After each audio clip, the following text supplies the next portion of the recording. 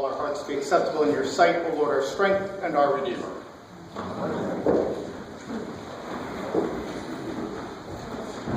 Is there anyone in church today who has never once asked for help?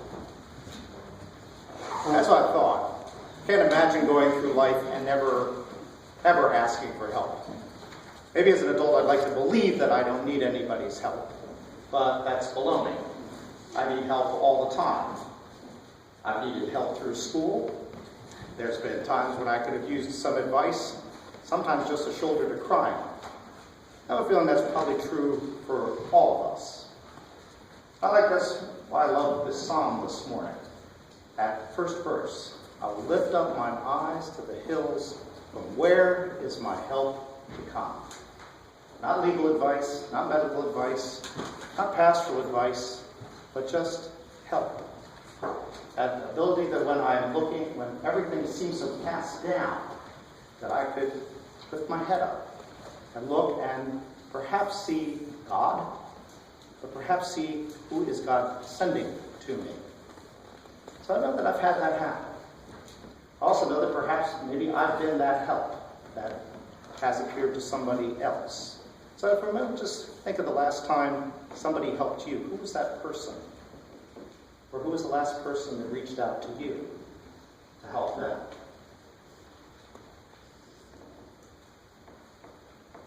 I want to think about Nicodemus for a second. Somewhere he must have needed some help. Something confusing him, perhaps. A question he really needed an answer to. And of course, he shows up to Jesus, first off, interestingly, by night. Because he can't certainly be seen by his friends showing up to talk to Jesus. And it says, butters Jesus up a little with the, we know you're God, nobody can do, you're from God, nobody can do what you do. And then all of a sudden Jesus launches into a very different speech, because maybe Nicodemus asked him about being born. I don't think so. And so Jesus goes into this whole thing. And I'd like to know how many of you are, how many born from above Christians do I have with me this morning? How many born-again Christians do I have? At least one. Every single hand in this church, by the way, should have gone up. Because everybody who claims faith in Jesus Christ and who has been baptized and believes in their heart that God's Son and He was raised from the dead is, in fact, a born-again Christian. It might be, if you really don't like the phraseology, tell somebody you're a born-from-above Christian. Throw them for a loop for a second. But the two words are really pretty much the same. And my hunch is that some of you were tentative in raising your hands because perhaps you've come across a friend or somebody out of the blue who makes that claim, and you're like, this is not what I wish to be. Or I'm now sorry I ran into you today. And that's sad. Because for the most part, I've experienced most Christians that I come in contact with as not making my skin bristle. But it does happen from time to time.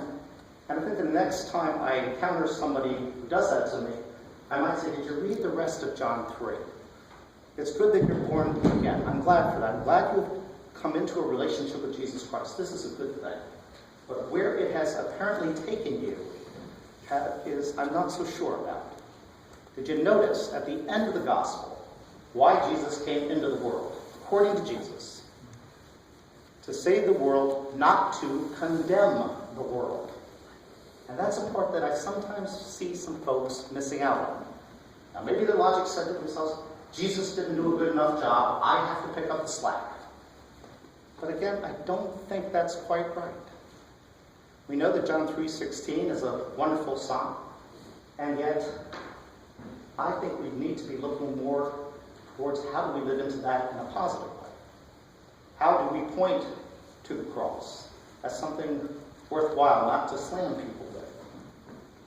When we look at his image of saying, just as Moses lifted up the serpent, and I know all of you immediately went to Exodus and saw that vision. How many of you actually knew that that was what he's talking about? There's a scene in Exodus passage where God sends a whole bunch of snakes because the Israelites are messing up. The snakes bite them, people are dying, and God tells Moses, make a nice serpent on a stick and raise that up. The people look at it, they'll be healed. And we know medical doctors, that's their sign now. But that image of Jesus pointing, of course, to his own being raised up, where people would lift up their eyes to look towards the cross, to look towards God for the help that we need. In those times when perhaps you feel like you are bottoming out, where you're wondering, this faith that I claim, where is it helping me? Ask yourself, how can I be born from above today? There are people who it's a one-time experience. There's some for whom we're still waiting for that born-again experience. But to me, somehow, it's almost a day-to-day thing.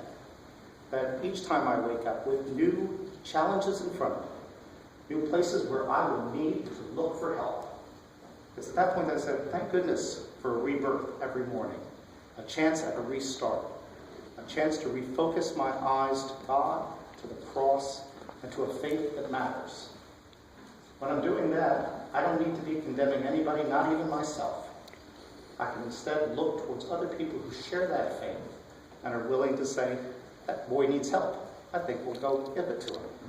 But I also need to be prepared that as a person who follows Jesus Christ, that when somebody asks me for help, whether it's very deep and serious or just needs a quarter cup of butter, whatever it might be, to be willing to do that, to walk the next mile, but to be fully present as a representative of Christ here on earth. Amen.